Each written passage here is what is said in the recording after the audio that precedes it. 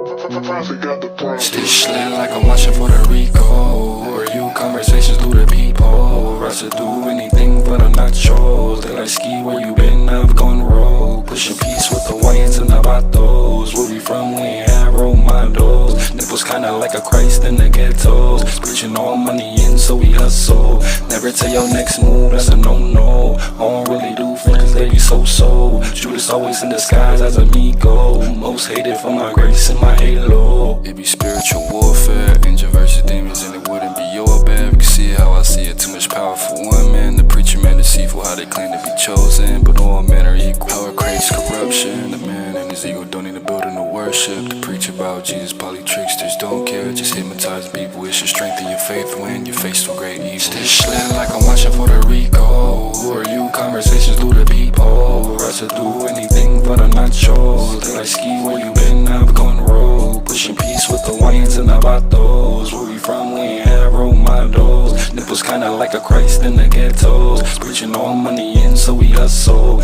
Never tell your next move, that's a no-no. I don't really do friends, they be so-so. Judas always in disguise as amigo. Most hated for my grace and my halo.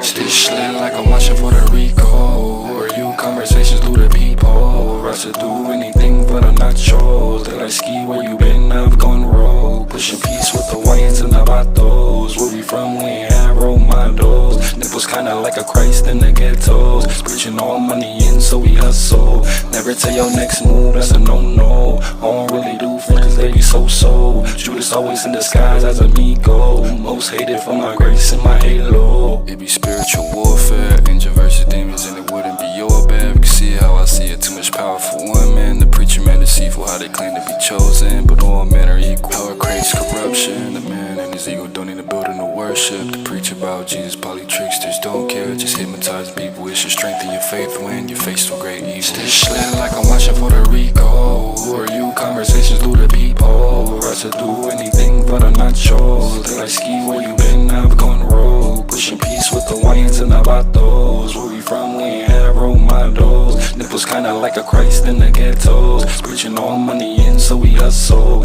Never tell your next move, that's a no-no. I don't really do friends, they be so-so. Judas always in disguise as amigo. Most hated for my grace and my halo.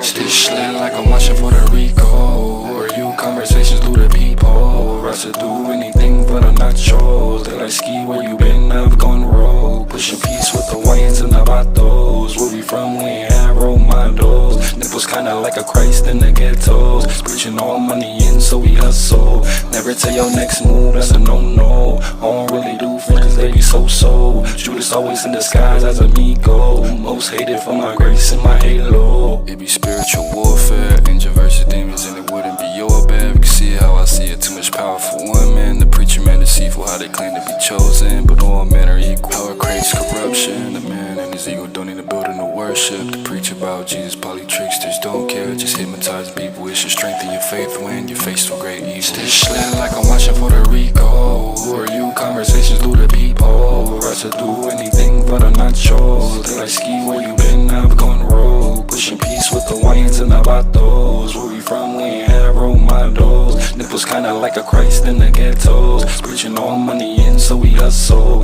Never tell your next move, that's a no-no. I don't really do friends, they be so-so. Judas always in disguise as amigo, most hated for my grace and my halo.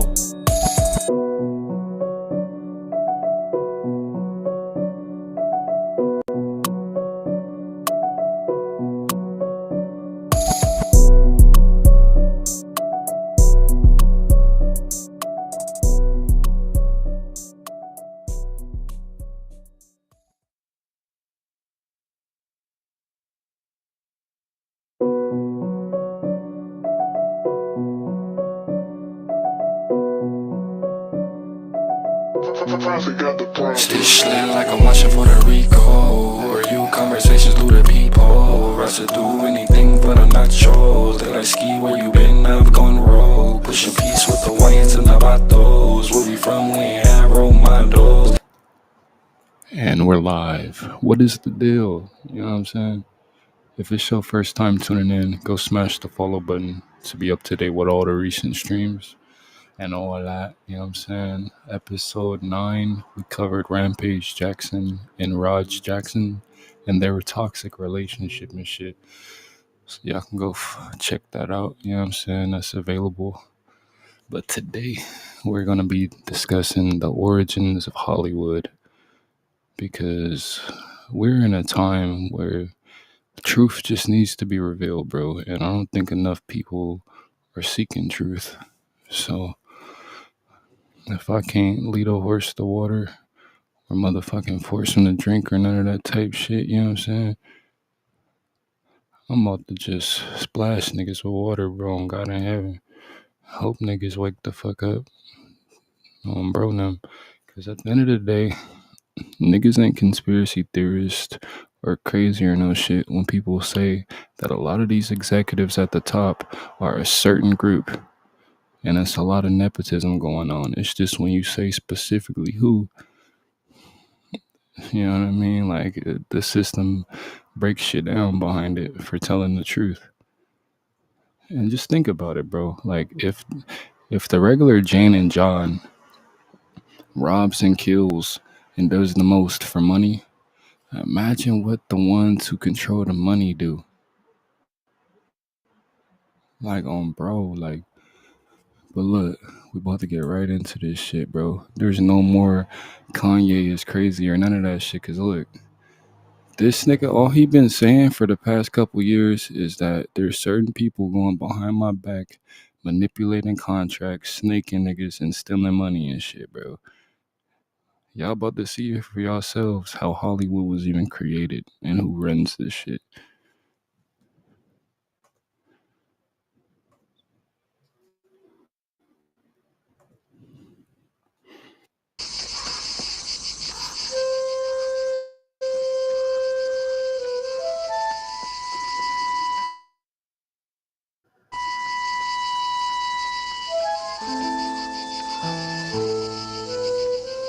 And all the roses fall.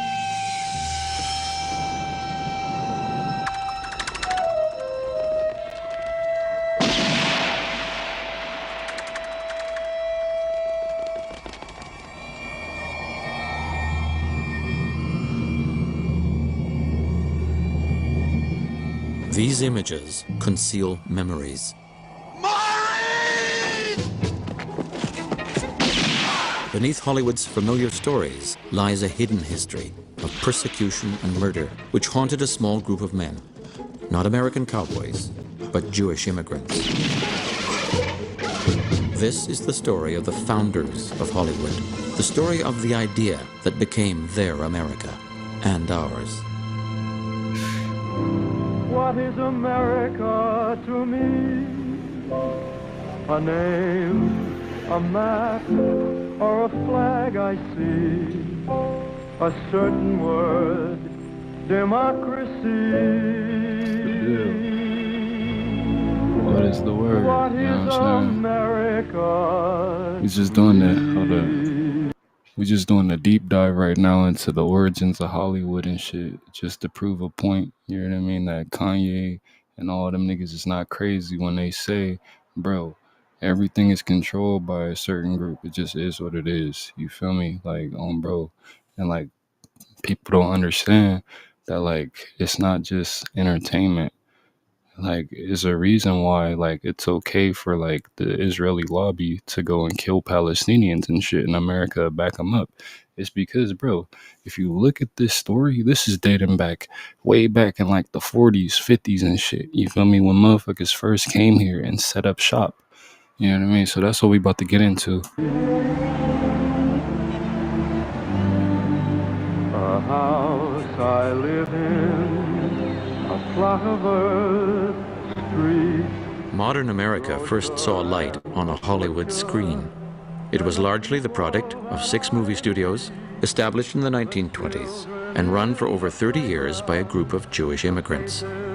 They had strikingly similar backgrounds. All races and religions, that's America to me. All of these men who founded Hollywood were born within a 500-mile radius of one another. And all of them wound up roughly within 15 miles of one another in Los Angeles. One could say that the American dream was really born in Eastern... Hey, blessings and all that. Be safe and much love. I appreciate it. I appreciate you for tapping in and shit. In Europe.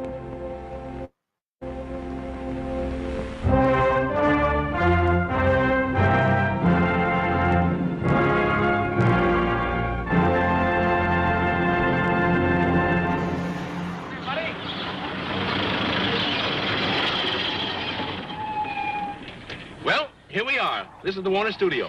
Gee, I've never been so thrilled in all my life. When niggas say Warner Studios, they mean Warner Bros. That's Looney Tunes. That's all that. That's Superman. That's the music. Bro, like, and then if you look at, like, who even owns the music, dog, it's the same shit going on. For real. Like, basically, Universal Music Group is like the big brother that owns, like, all of the other local and smaller branches of, like, record labels and shit. Like Def Jam, Aftermath, fucking Cash Money. Like, the whole little shit is under, like, a big octopus, like, on God, of, like, it's like a web that's connected to fucking Universal. You know what I mean? So, like, I heard Lucien Greenwich, the CEO of Universal, was accused in the Diddy case, bro, by this dude named Little Rodney that was a former artist of Diddy, where he stated that Lucien Greenwich, the CEO, he aided and abetted Diddy's parties. And I kept telling people, I was like, bro, where did Diddy get all that, like, money from? Like, every time he had a freak off or something, it was at the Beverly Hills Hotel. And I don't think nobody caught that pattern. Like, in all the reports and shit, they was like, oh, it took place in the Beverly Hills Hotel. Like, like, every single fucking time. I'm like, dog, and they don't know? Like, it's almost like they're sponsoring this shit. You feel me? So I was thinking about, like, where is the money coming from and shit? You feel me? To silence some shit like that. Then I realized Lucien Greenwich was named in bro's case. I'm like, checkmate. You know what I mean? But then Lucien countersued Little Rodney and shit and won his case. You feel me? I'm just like, he countersued for defamation of character or whatever the fuck. It's like, dog, like, it was some bullshit. But point is, you know what I mean? Like, Warner Bros. Is like big brother to the film industry, to be honest. And a lot of the other companies are connected to that shit. And music. Harry Warner, who with 3 of his brothers brought sound to the motion picture, was born in Poland. Comes Jack Warner, youngest of the Warner clan, and then the senior member of the film-famed brothers. Also from Poland was Samuel Goldwyn, born Goldfish. Although Goldwyn never ran a major studio, he was perhaps the biggest and best known of the independent Hollywood producers. Universal founder Carl Laemmle came from a small town in Germany. Louis B. Mayer, who gave us the glory years of the MGM studio, was born in a Russian Jewish village. William Fox and Paramount's Adolf Zucker were both born in Hungary. Fox's studio merged with 20th Century Pictures to form 20th Century Fox. Here comes Adolf Zucker, the president of Paramount Pictures. Zucker, known as the father of the feature-length film, spent his childhood in this Jewish village.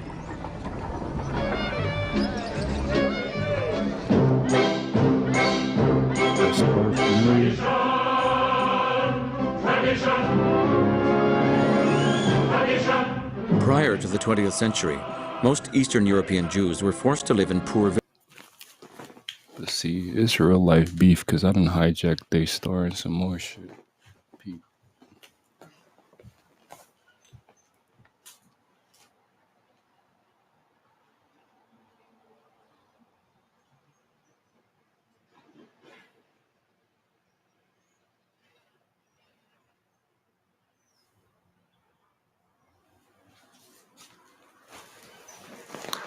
Oh, my mom and them. Hopefully y'all can see that shit. Villages called shtetls. Without a homeland, they lived a marginal existence at the sufferance of the Russian Tsar.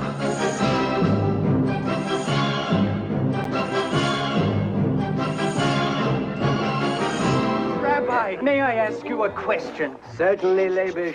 Is there a proper blessing for the Tsar? A blessing for the Tsar, of course. May God bless and keep the Tsar far away from us.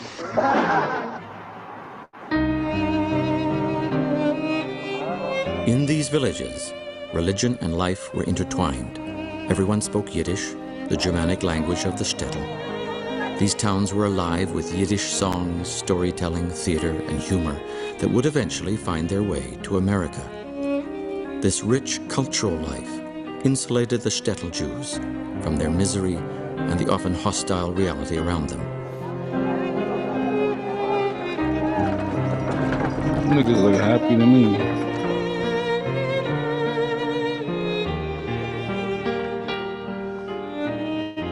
The Hollywood movie moguls and their parents came from a place which was like a colossal pressure cooker. The Pale of Settlement in the Russian Empire was the only place where Jews could live legally under the Tsar. They had a very marginal existence, lived in poor villages. There was a tremendous degree of overpopulation. People were constantly migrating around this area. It really was the equivalent of a sort of huge Indian reservation. Not only were people poor, but there were very few things that they could do to earn a livelihood. Their neighbors were often violent. There were... How is this an American issue, though? Like, I don't understand. Like, is it like some sort of guilt or something? Is there something they're not telling us? You know what I mean? Like, because it's like, dog, okay, understood. Like, it remind me of Palestine and Israel, right? Where niggas just go into war and they got, like, motherfuckers, like, bullying them and shit. You feel me? Same shit. But how in the world did they end up doing the same shit? Somebody explain that. That's all I'm trying to figure out. Like, regardless of this, it's like, bro, okay. Like, you went through that. That's fucked up. But why the fuck would you do that to somebody else if you know just how bad that shit is, dog? Like, it makes no type of sense. Tremendous constraints on Jewish life and also a real sense of vulnerability.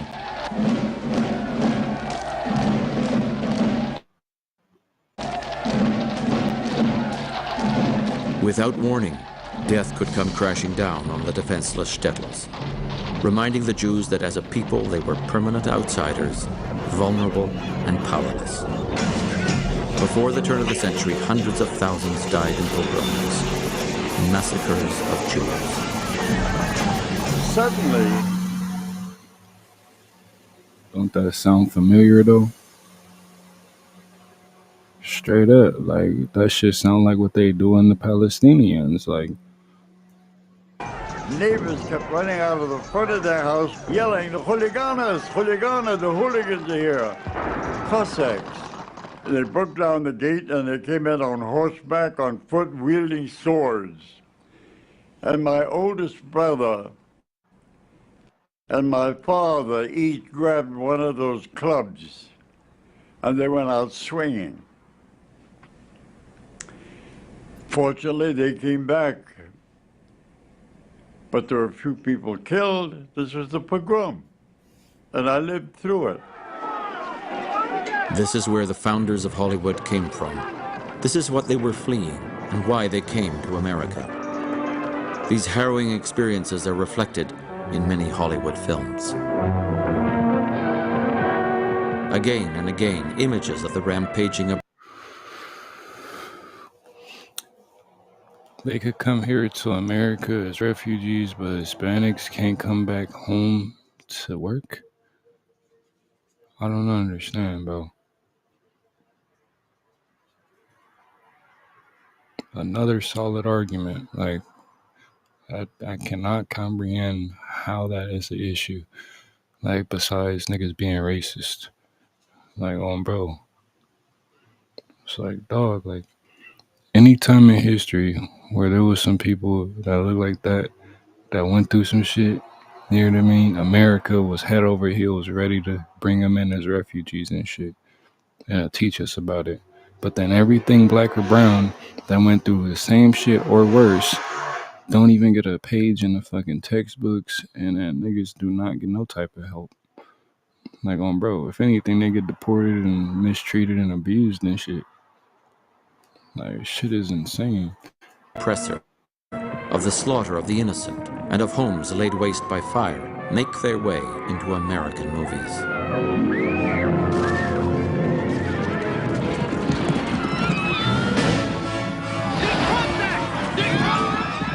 For the shtetl Jews in the late 1800s, life was a series of rapes and murders. Many decided not to wait for a cavalry that would never come.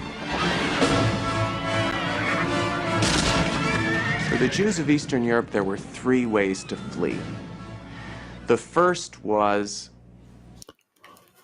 I'm trying to understand, why would those people even do that? Like, was it something else that took place to get them to be like, we're about to run them out of town?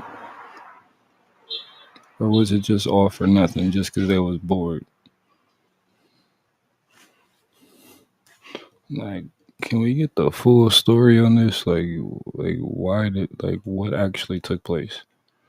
I feel like they starting this in the middle of some shit. Like,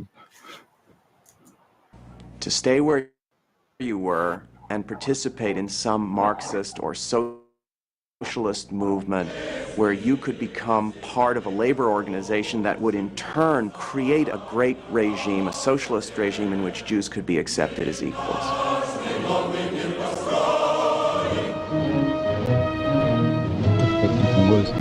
A very small minority began to dream about Palestine. Very small numbers of people became Zionists. You needed a great deal of ideological dexterity to talk yourself into getting on a boat and going to... Zionism is intertwined with Hollywood, bro.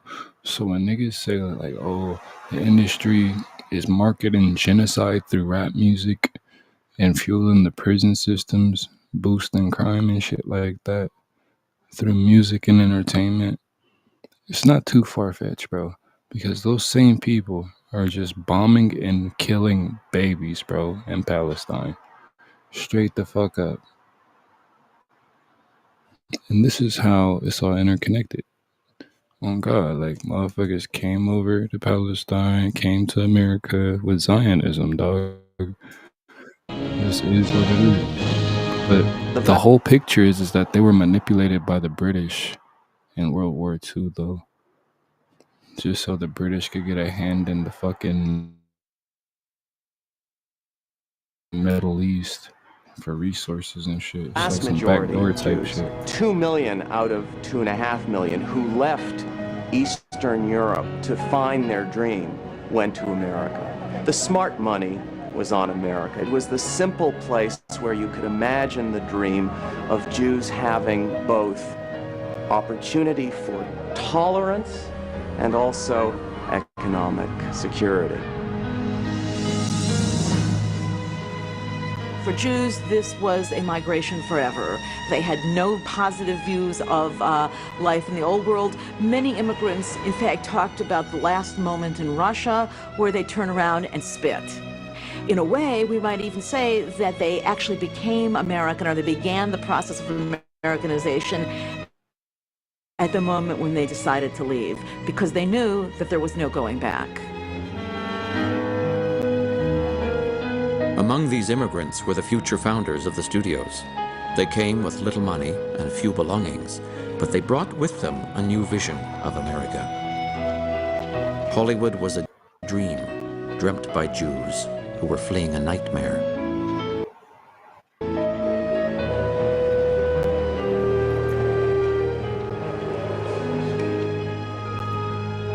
When they landed in America, the Jews expected to find a place where the little guy could make it to the top. Instead, they found a Protestant elite whose mission was to educate the immigrants and keep them in their place. Look, I'm gonna show y'all where the word Hollywood comes from. So, the word Hollywood comes from a Druid culture. The Druids are these. But I'm gonna finish the story. So the Druids, in order to do their mysticism as part of their practice, they would use wands, and they would make their wands out of a holly tree. So they would cut down a specific holly tree and make their wand out of the wood. That's where the word Hollywood comes from. But look, the Druid culture, for example, is like Harry Potter shit. That's where that whole lore and shit comes from. But ancient Druid.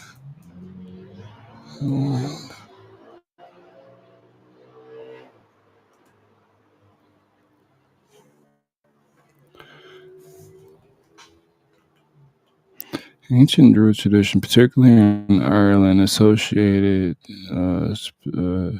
associated specific woods like blackthorn, hazel, and magical wands using the spiritual guidance and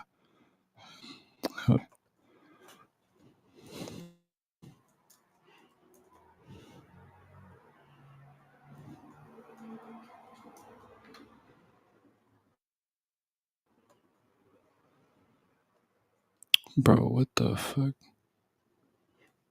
My shit tweaking.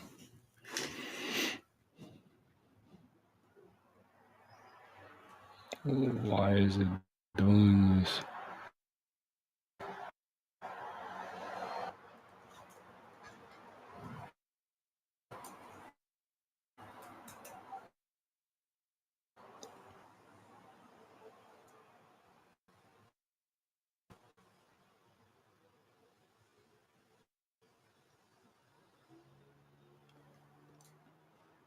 Come on. It says Druids traditionally considered the holly tree sacred. Use its wood to make magic wand and banish them. Come on. That's another checkmate. Fucking wands out of a holly tree, bro. I mean, a dude out of making Hollywood. Like, you know what I mean? They got the name Hollywood from this shit. Look, let me see if I could pull up ancient Druids, what they look like.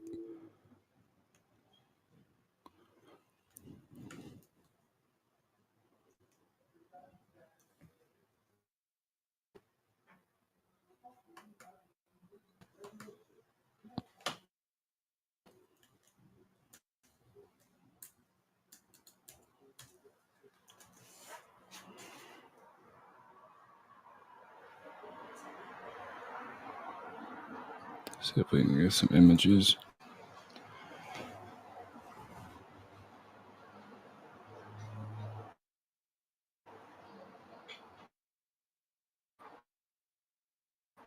Come on.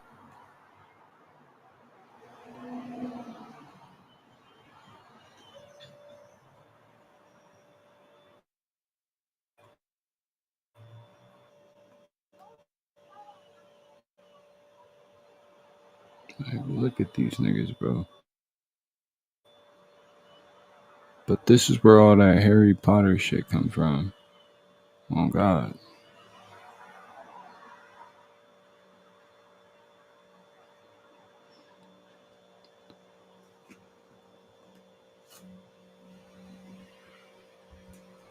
Troy Cameron.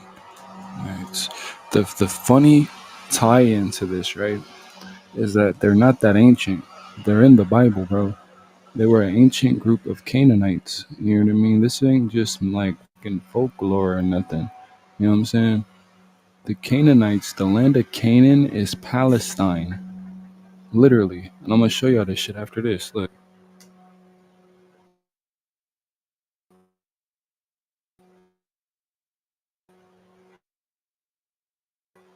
I'm not even gonna lie to you.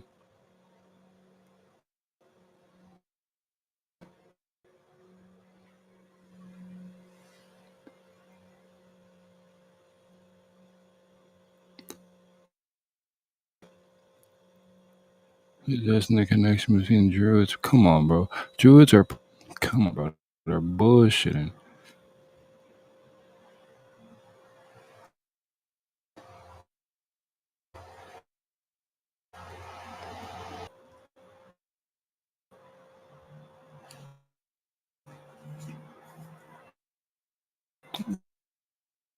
Look, it's.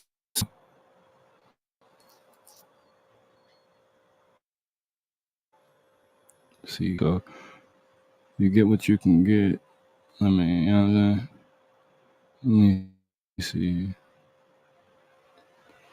No dungeons and no fucking. No. Mm-mm.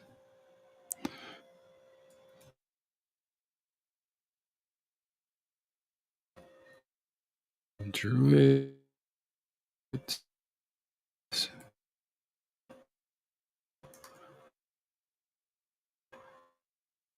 And fiction is like considered relying for the information, but you gotta reword it and all type of different shit.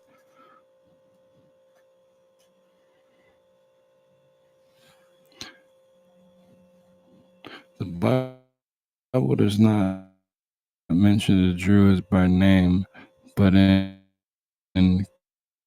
condemns practices associated with Druidism, such as pagan worship or nature divinity detestable and to God. Then they said those attributed to Druids. The concept of Druids has a specific priestly class of the Celtic people. It is not found in biblical text. Bro. Pagan worship in the Madura, no. Not looking for that.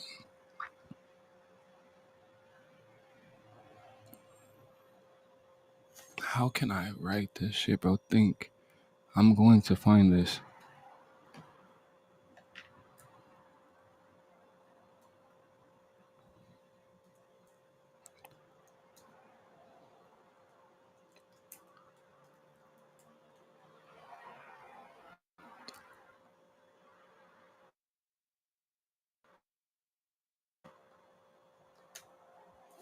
And Druids are. Bro, my God. Okay, whereas the Canaanites were indigenous inhabitants of the ancient Levant region in the Middle East, and their religion, practices, and cultures, relation between the two are unfounded and lack historical and archaeological evidence. Bro, dude. Just a year ago, this shit was on fucking Google like at least a year or two, bro. Dog, niggas just like wiping fucking information, dog. Like, just like how they erasing the Black History shit. Like this, bro. Let me think. Ancient Druids and Jesus.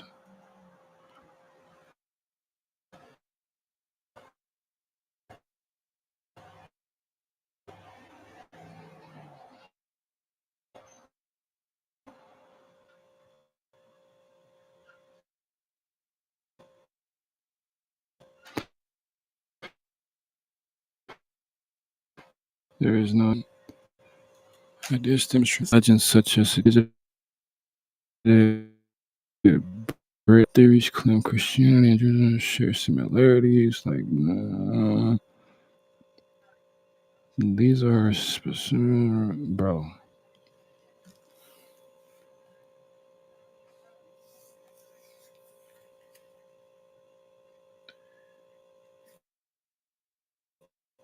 Is Judaism not mysticism, bro? Extreme form, bro. Like, dog, I'm gonna pull this up.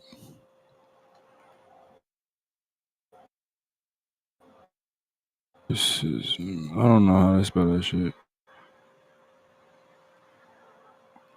That's the Torah, the ball, like the whole little shit. Jewish mysticism. This is a tradition of esoteric and mystical that seeks the understanding of the hidden aspects. Look at the star of the Kabbalah, for one. Secondly, dog, mysticism, when it comes to like esoteric shit, bro, niggas use symbolism and all type of shit. Like, you know what I mean? Like, niggas will manipulate music, manipulate like frequency. Seeing that this is all that's about, genuinely. So like when niggas say, oh, the industry is created on that type of like weird demonic shit, bro, it is, because this practice, it wasn't supposed to be negative, you know what I mean? It was supposed to be to gain an understanding of like all of creation, but the people who use it for bad. Just is what it is, you know what I mean? For money and for all that shit, for control. But we about to rotate back to this shit, bro. My point is, since Google keep talking about, oh, like there's no like connection between the Canaanites and like the mysticism shit, like it's like, bro, come on, bro. These are the same people.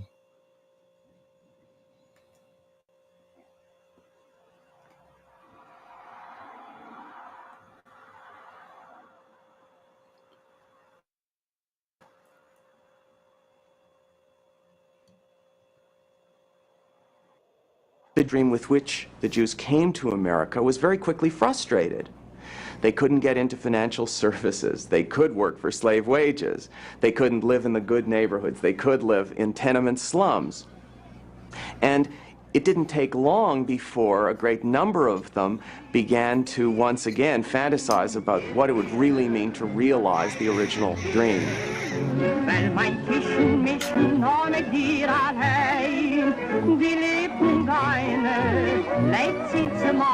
Many of the future moguls had fathers who failed to adjust in the New World. At a very early age, they became the family breadwinners.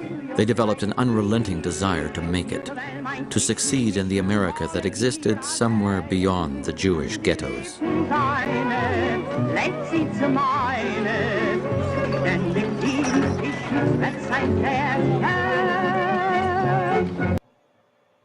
Jews couldn't be in banking. They were shut out of that. There were quota systems to get into Harvard, into almost any medical school or whatever.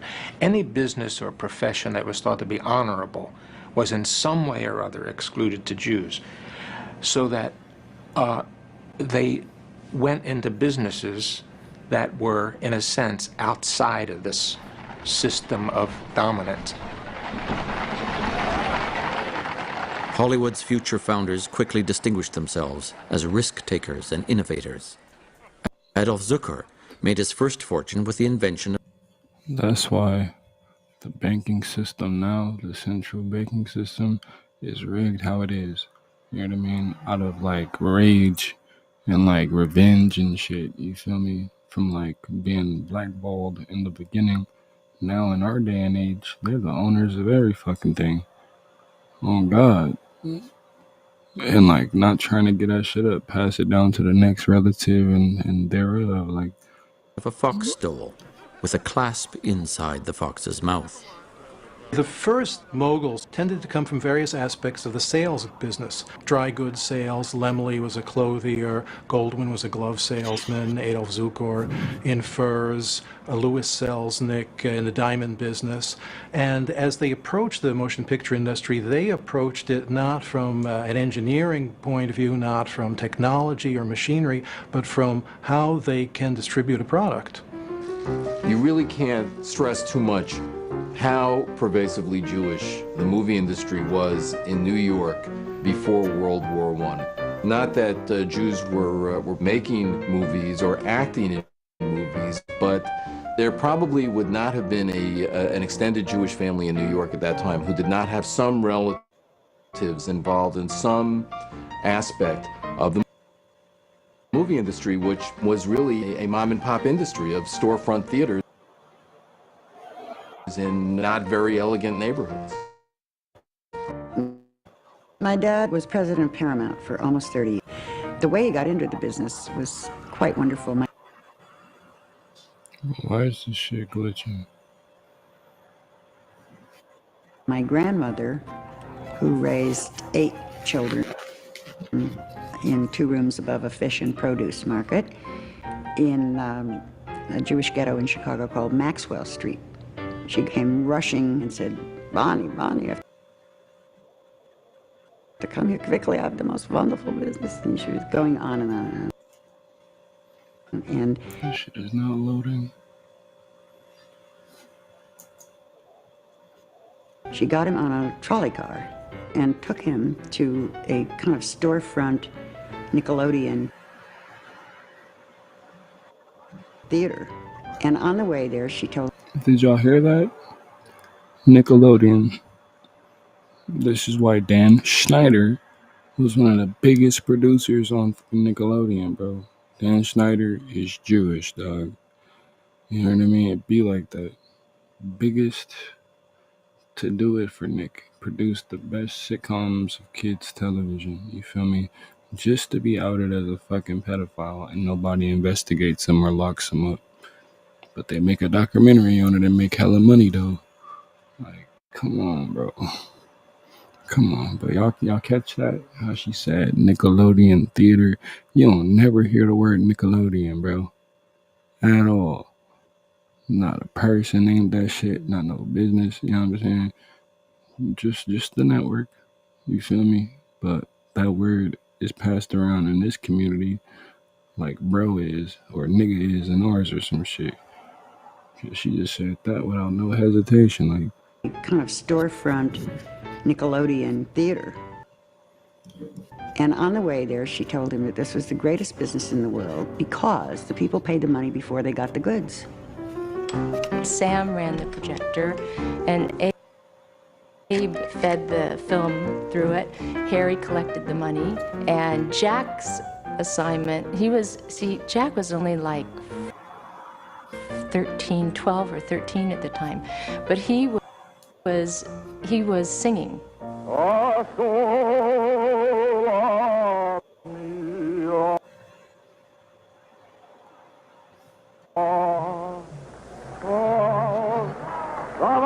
He had a nickname,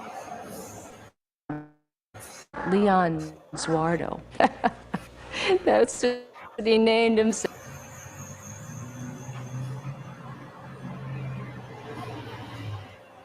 And asked me how. Anyway, so he was used to chase the audience out of the theater after the show was over, because a lot of times they'd want to stay.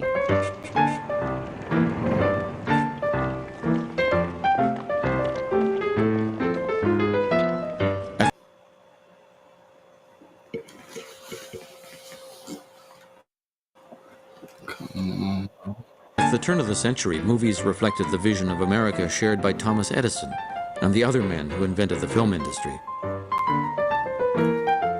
Most of these old stock Protestants saw film as an amusement for the working classes.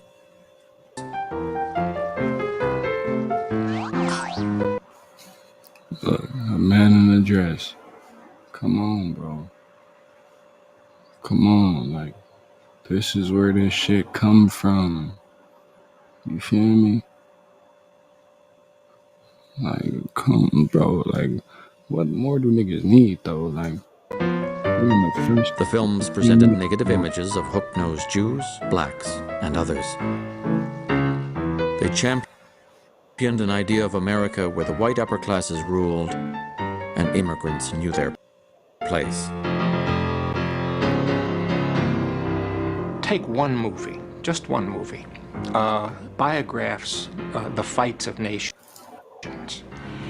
The Jews meet on the street and a policeman comes up to run off one of them who's peddling neckties.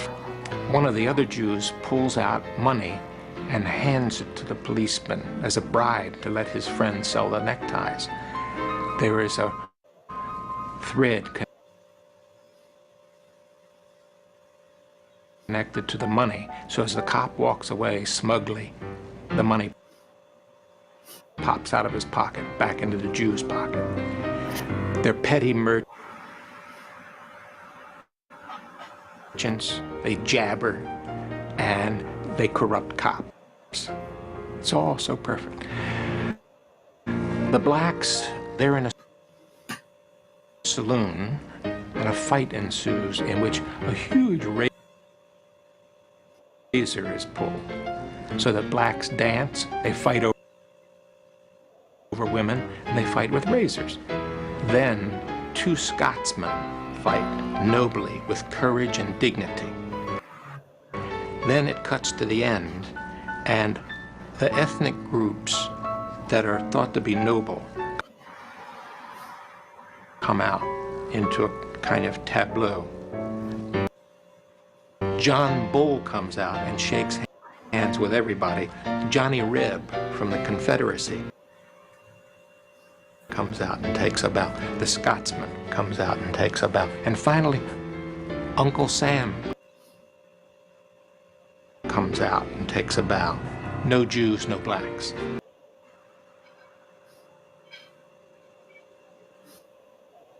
In effect, immigration has happened. But until the immigrants and the blacks learn what it's like to be old stock, they're not really in it yet. The highest artistic achievement of pre-Jewish American cinema was the box office hit Birth of a Nation by D.W. Griffith.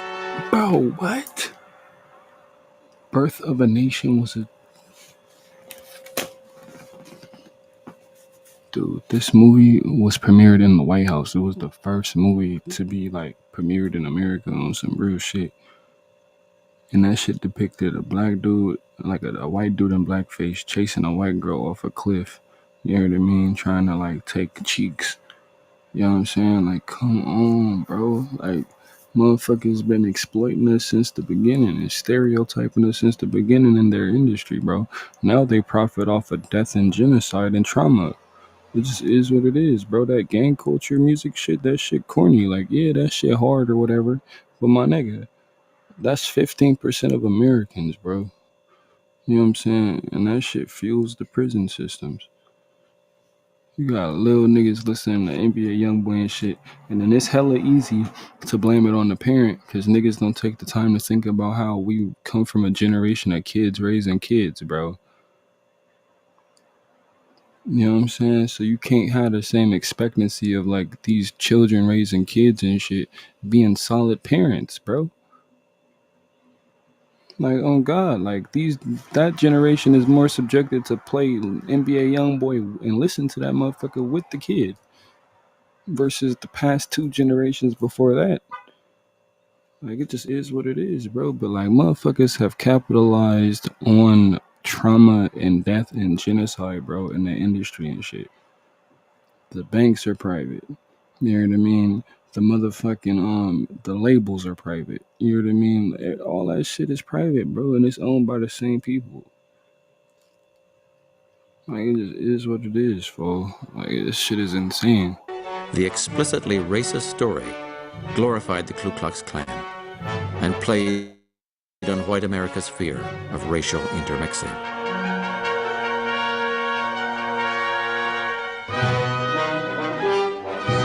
These films reflected popular American values of their era.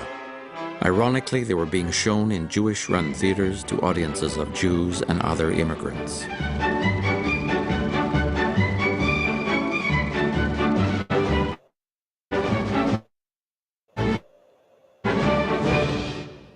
Independently of each other, the Warner Brothers, Zukor, Goldwyn, Lasky, and Laemmle began exhibiting the short films produced by the Edison men. They upgraded their theaters and sought ways to attract the middle class. Here, they drew on their Jewish experience. The Jewish tradition has placed an enormous value on high culture, on learning and the finest expressions of music and art. At the same time, the experience of being on the margins meant that your identity was integrally tied to the maintenance of popular culture, collective norms at the lowest common denominator.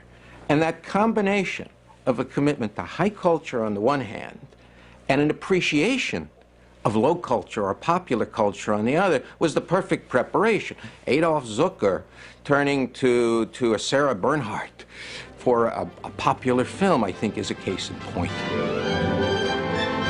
Adolf Zucker believed that to attract the middle class, one had to change not just the theaters, but the films. Bypassing Edison, he imported from France this film, featuring a famous stage actress. He premiered it in a Broadway theater. Not wanting to depend on Europeans for quality films, Carl Laemmle and the other Jewish exhibitors began producing their own films.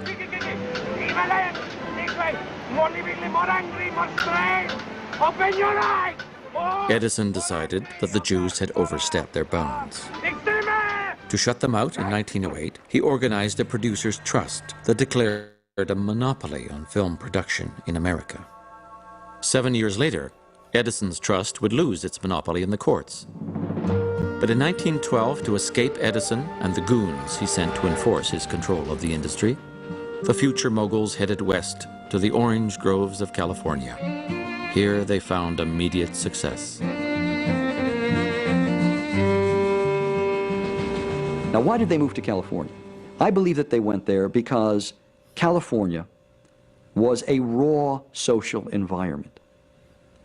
And although there was a social system in place, it was nowhere near as sophisticated and nowhere near as entrenched as the social hierarchy in Boston or New York or even Chicago, where these moguls came from. So coming to California, they realized that they could create their own social environment. They could create an empire of their own, not only on screen, but within their own lives and their own social environment. And that's precisely what they did.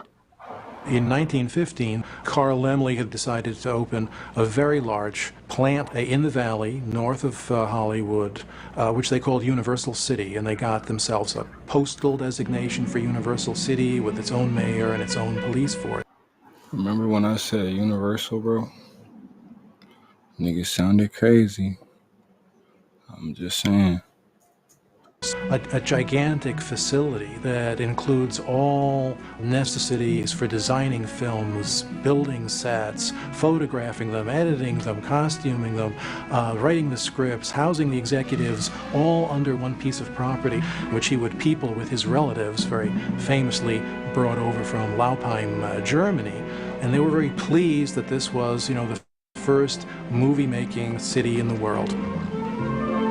Among the movie industry's 30,000 employees are men and women from nearly 300 trades and professions. Following Laemmle by 1920, Harry Cohen on the Universal tour. Why don't they show us this shit? Just saying. Up their own studios, golden shtetls, where each was clearly in charge. Show me what you are made of.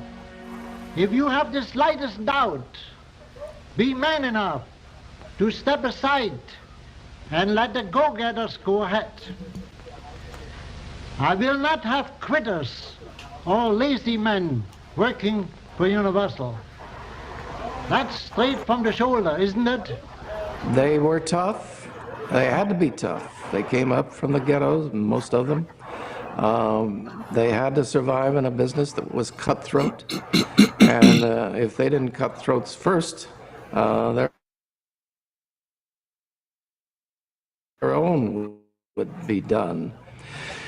And these guys were ruthless. They used women. They treated stars brutally sometimes. But they had redeeming qualities too. That shit's still going on.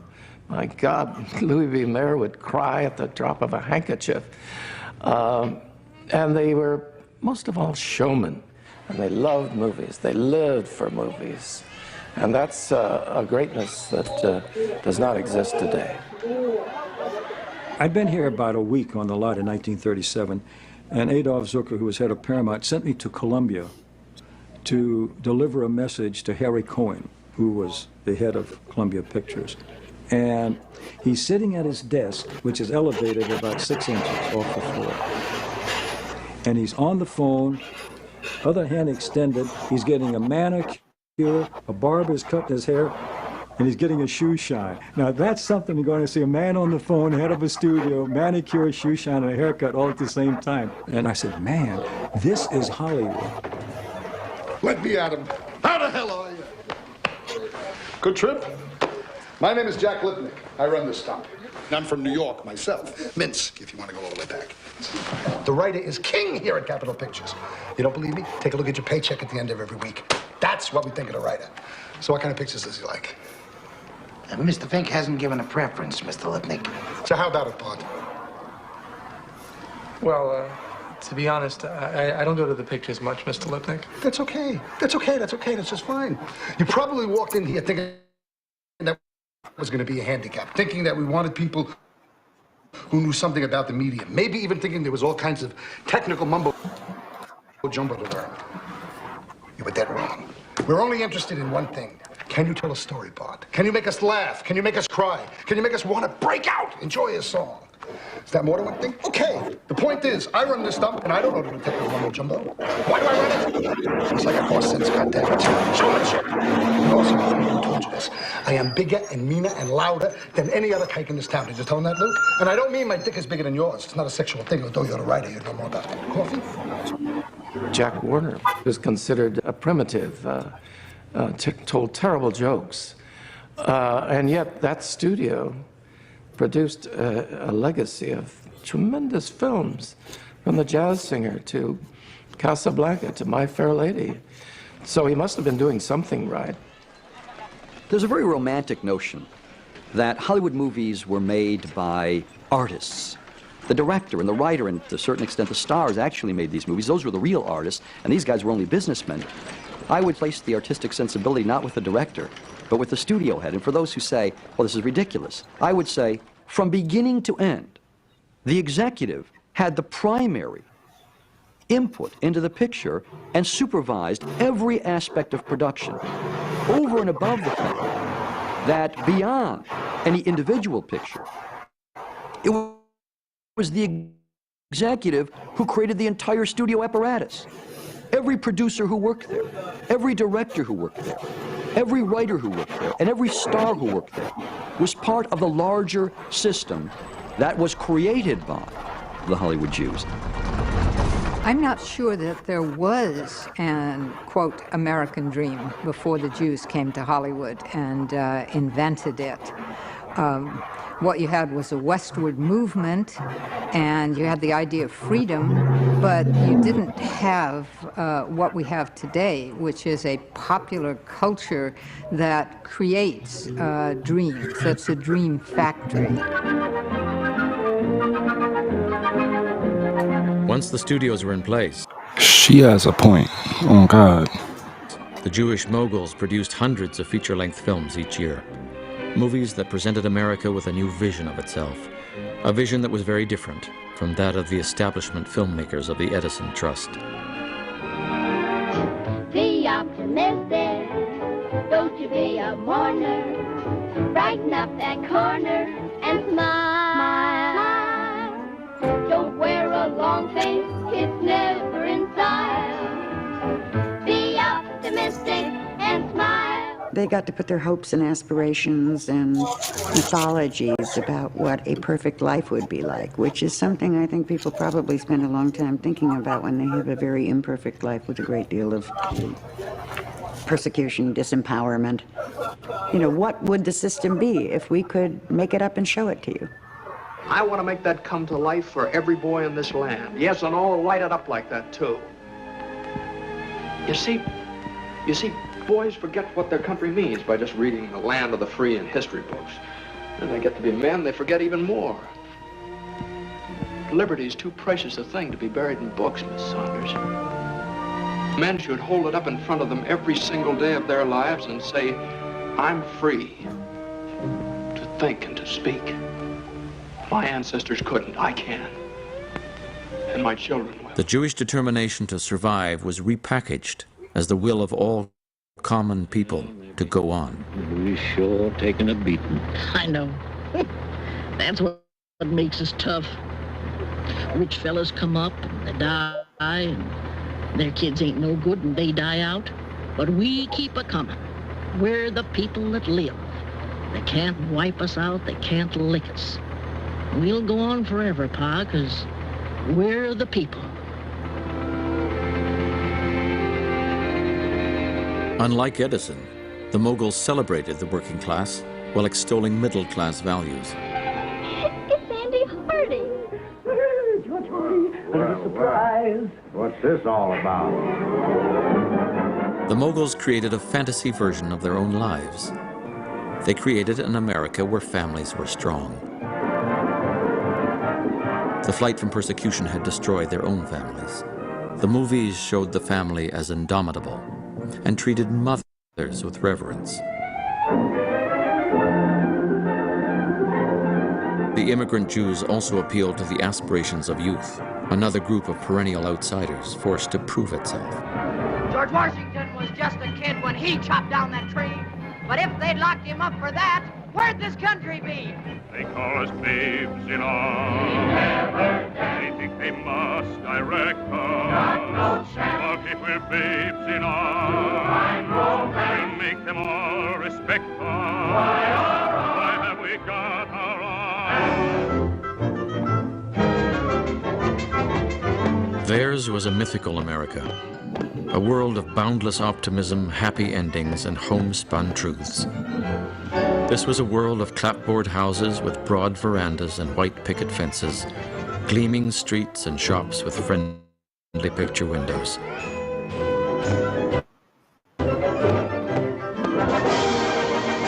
Hollywood's America was made up of citizens who were industrious, religious, wholesome, and decent.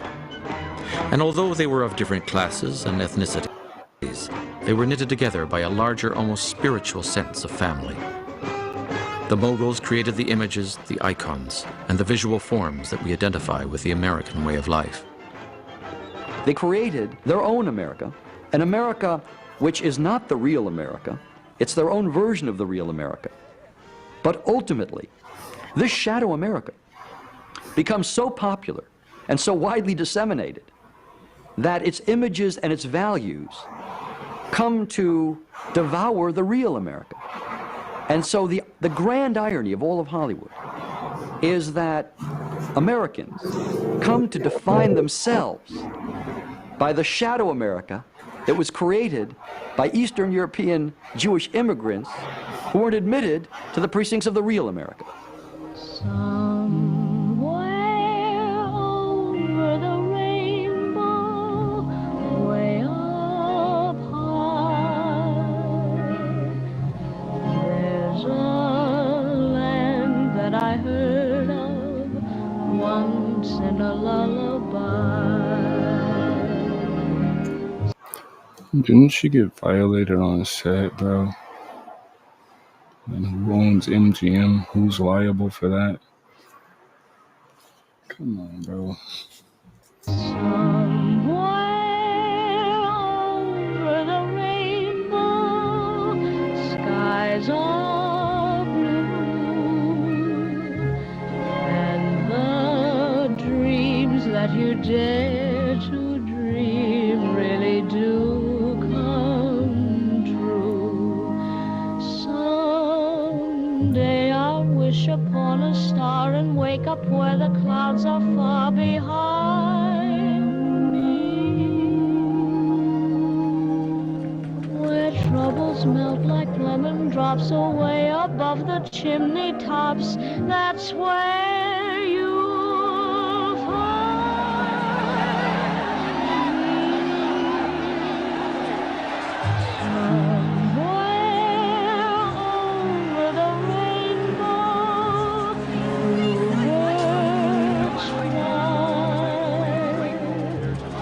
birds fly over the rainbow. Why then, oh, why can't I? In the 1920s and 30s, movie houses became temples of the new Hollywood religion. Jewish values made kitsch. 75% of all Americans went to the movies at least once a week. This kind of movie-going was religious because it had to do with worship. It had to do with the screen being larger than you were, and you being in awe of what you were looking at, and feeling a certain reverence for it. And so there was, maybe you could say, a bogus spirituality, but it was a spirituality still that was believed in. Star Norma Shearer, legendary producer. Jewish mysticism. See, when I tied in the Kabbalah and the Druids and shit, like, niggas might have sound crazy, bro. But Pete. Irving Thalberg, and the most famous of screen lovers, Greta Garbo and John Gilbert. Actors became the gods and goddesses of the new American religion. Innovation getting cheerfully mobbed. It's frenzied friendship, frantic fandom. Here she comes, the star. And where there are new gods, there must be new idols. So the studio heads began a movie guild with a lofty title of the Academy of Motion Picture Arts and Sciences. It was Mayer's brilliant idea to create the Oscars, where the movie moguls could honor themselves. They created the Oscars By giving each other awards. In this way, they went from being a group of immigrant Jews to award-winning American producers. Thank you, Mr. Jessel. I'm proud to be the recipient of this award. I'm proud to be the head of a studio.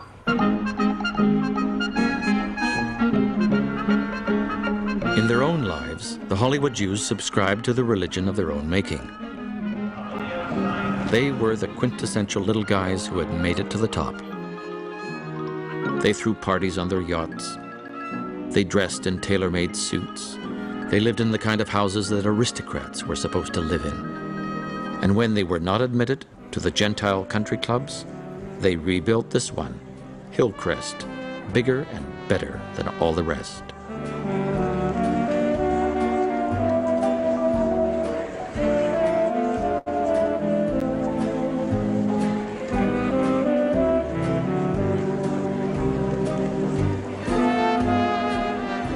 Are you married? No. Many of the moguls divorced their Jewish first wives and married Gentiles, younger, more socially acceptable women. You hear that? Younger, like Epstein. The whole notion that Hollywood pins itself on is intermarriage, the whole idea of inter-ethnic romance. Now, why do they do that? First of all, because love is a very democratic ideal. It knows no borders, it knows not riches, it knows not tradition, it knows simply the matters of the heart. In addition to that, when a Jew can marry a non-Jew, particularly part of the establishment culture, that's really a wonderful indication of how far up into society Jews have come. This is where a producer lives. Not just any producer, but one of the most famous of them all. Samuel Goldwyn, high up on one of Beverly's hills. Good morning. Living in Beverly Hills, bro. Well, here is Mr. and Mrs. Samuel Goldwyn. And do you mind if I call you Francis and I'd Sam? like that very much. Sam, I understand that while you're the boss in the studio, that there's This is the boss here. It's her house, isn't it? Every bit of it. Let's talk to Francis then. How long have you lived here? Oh, it's so long. 25, 26 years. Sam, how'd you happen to pick this hilltop site out? Because of the view? She picked it out. And you bought it? She liked it. The idea is to have her like it. That's all that's necessary for me. It's fun to live in Beverly, isn't it? We like Beverly very much. And we're delighted you're both citizens of our town. Tickets for two, you mean for 1, 2, 3, 4, 5, 6, 7, 8. Where you all going? Hollywood! Hollywood! When Jews came to America, it wasn't only Mayflower wasps who seemed to embody America to them. American blacks were quintessential Americans. I mean, that was one of the things that made America America, the presence of black people. And the indigenous African-American culture was of tremendous interest. I mean, the music, the dancing, the popular styles, and so on. This is exactly what I was saying. I was intertwined with music and shit, bro, and the industry, and why Kanye was saying there's certain people going behind his back manipulating contracts and shit. The Hollywood Jews may have wanted to marry into white America, but when it came to music, Jewish composers looked to black America. Harold Arlen, the son of a liturgical singer or cantor, became one of the foremost popularizers of the blues. Stormy weather, since my man and I ain't together, keeps raining all the time. Jews served as messengers, in essence, of black culture. They took it, they consumed it, they integrated. See? Checkmate. Into their own cultural repertoire, and then introduced it to white America that was essentially willing to listen to Jews and to partake of what Jews had to offer in a way that they never would from blacks. First on Broadway. By the way, that is a Jewish woman saying that. And later in the Hollywood musical, this was the way Jewish music often sounded. Lost his way.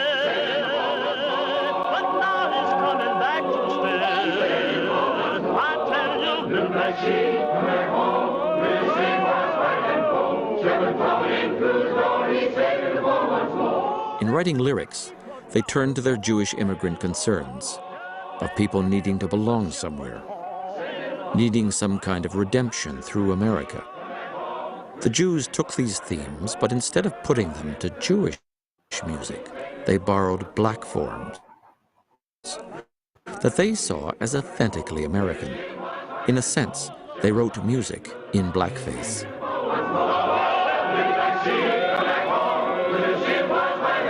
Shepherd told him through the door, and he saved him the fool once more. From the beginning, though they indulged in stereotypes, the Hollywood moguls took a different view of African Americans than that of the pre-Jewish filmmakers. Birth of a Nation had played on the white fear of the mixing of the races. In dramatic contrast, in the film Showboat, the white male lead literally internalizes the blood of his black wife. What are you doing, with that knife? I'm not going to hurt her, you fool. Leave me be. I know what I'm doing. It won't hurt much, darling.